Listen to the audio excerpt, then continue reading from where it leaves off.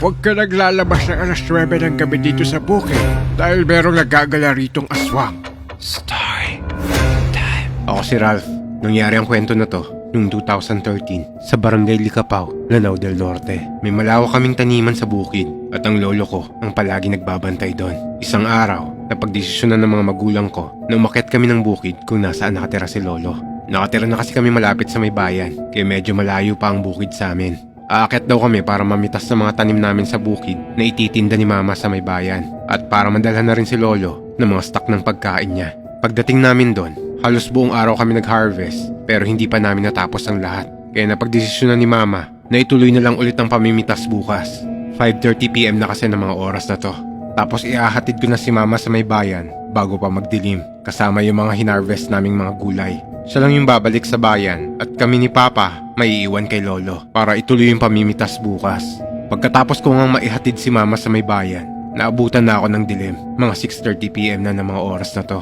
At babalik pa ako sa may bukid dahil dun kami ni Papa matutulog sa bahay ni Lolo. Pero habang kumakanta ako na binabaybay yung bukid, susungkitin mga bituin para lang makahiling nasa... Ano yun? Bigla akong napahinto dahil biglang may mabilis na parang ibon na dumaan sa harap ko. Pero parang ang laki nun. Bumaba ako ng motor para silipin yon at tinignan ko yung paligid ko. Pero wala naman akong makitang ibon na dumapo. Kaya hinayaan ko na lang yon at sumakay na ako ng motor at pinatakbo ko na yon. Pagdating ko ng bahay ni Lolo, nakahanda na yung hapunan namin at ako na lang pala ang hinihintay nila. Habang kumakain kami, sinabihan ako ng lolo ko na Pagsapit ng alas 9 ng gabi, huwag kang lalabas o gagala dito sa bukid natin. May kwento-kwento kasi sa lugar natin na may gumagala raw na balbal o aswang na kayang magpalit ng iba't ibang uri ng hayop. Ganun ba? Sige lo, sumang-ayon na lang ako. Pero ang totoo, hindi ako naniniwala sa mga ganyan. Dahil alam ko ng panahon na to, panakot lang sa amin yung mga ganyang kwento. Pero bigla na lang kinuwento ni Lolo na si Papa raw na muntik na raw makuha ng balbal sa sinapupunan ni Lola noon. Yang papa mo, muntik nang makuha at makain ng balbal noon. Noong pinagbubuntis siya ng lola mo. Iniwan ko kasi ang lola mo dito mag-isa. Dahil may inaasikaso ako dun sa bukid. Pagbalik ko yung lola mo, hapong-hapo, akala ko nga may nangyaring masama sa kanila ng papa mo. Dahil inatake raw sila ng balbal. Pero buti na lang dumating yung mga alaga kong hayop. Alagang hayop? Oo. Anong klaseng hayop naman yung lolo? Basta, malalaman mo rin sa takdang panahon. Ipapakilala ko sila sa'yo. Hinayaan ko na lang yon na natatawa dahil wala namang alagang hayop si lolo na malaki para kumalaban ng aswang. Imposible naman yung mga asong inampon niya. Pagkatapos namin kumain, naghugas na nga ako. Pagkatapos ko maghugas, si Papa natulog na. Kami na lang ni Lolo ang gising na mga oras na to. Pero nung papasok na ako ng kwarto, napansin ko si Lolo. Kinuha niya yung mga tira naming pagkain at dadalhin niya sa labas yun. Tinanong ko yun bago pa yun makalabas. Lo, saan mo dadalhin yan? Diyan lang, magpapakain lang ako ng mga alaga ko. Naisip ko na lang na baka yung mga aso na inampon niya lang yung papakainin niya. Mahilig kasi si Lolo mag-ampon ng mga hayop na pag-alagala lang sa bayan. Hinayaan ko na lang yun at dumiretso na ako ng kwarto at natulog. Pero pagpatak ng alas 12 ng hating gabi, bigla akong nagising dahil ihing-ihi na ako. Dali-dali akong lumabas ng kubo at umihi sa tabi-tabi. Sobrang liwanag ng buwan ng mga oras na to. Tapos habang umiihi ako, may naaaninagan akong maitim na nilalang na napakalaki nun. Hindi ko masyadong makita yung anyo nun.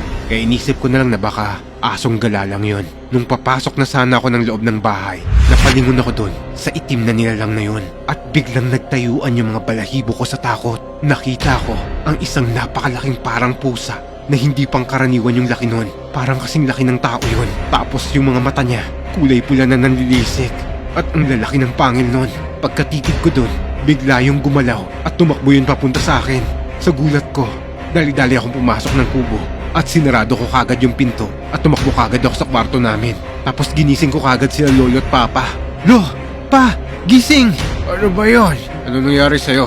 At namumutla ka sa takot? Nakakita ako ng malaking pusa. Guni-guni mo lang yan. Matulog ka na dyan. Hindi sila naniwala sa akin nang biglang may bumagsak na parang tao sa bubungan namin na halos mabutas yung bubungan ni Lolo. Tapos parang kinakaskas din yung kuko niya sa yero. Dito na naghinala si Lolo na baka aswang daw yon. Dali-dali silang kumuha ng itak at buntot pagi. Tapos si Lolo lumabas yun ng pinto at sumipol ng malakas. na parang may tinawag. Maya-maya, biglang nagulat ako. Parang dumami yung nasa bubungan at parang nagrarambulan yun.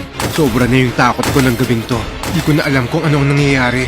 Hanggang biglang nahulog ang mga yun sa may likuran ng bahay namin. Parang mga asong nag-aaway na pinagtutulungan ng isang hayop. Rinig na rinig ko mismo ang pagsigaw ng nilalang na yun na parang hindi siya makaporma. Pagkalipas ng ilang minuto, huminto na yung ingay na yun. Lumabas na kami ng bahay. Pero paglabas namin, pumesto ako sa likod ng papa ko kasi takot na ako. Pagsilip ko dun sa nilalang na yun, agad kong sinabi sa kanila na yun yung nakita ko kung bakit takot na takot ako. Pagkita ko dun, wala nang buhay yun na nakabulagta na at wakwak na ang mga katawan nun. Sabi ni Lolo, pinagtulungan daw yun ng mga alaga niya. Maya-maya, tinawag ni Lolo yung mga alaga niya at dito ko na nakita yon.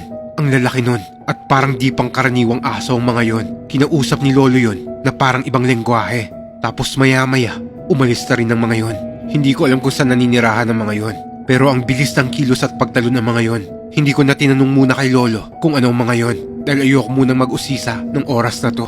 Bumalik na kami ng bahay at hindi na ako makatulog ng maayos dahil naiisip ko pa rin yung nangyari. Bago pumutok yung araw, lumabas kami para ilibing sana yung bangkay ng nilalang na yon. Pero nagulat kami dahil nawala na lang yun ng parang bula. Tapos pinuntahan namin yung mga pananiman at mga alagang hayop ni Lolo. Nalungkot si Papa nung makita niya na ang daming naging pinsala sa pananiman at maraming mga patay na hayop ang nandun. Pagdating ni Mama, tinanong niya kaagad kung anong nangyari. Agad namin kinuwento at pinauwi na ako nun sa bahay namin sa bayan dahil sa pangyayari na to.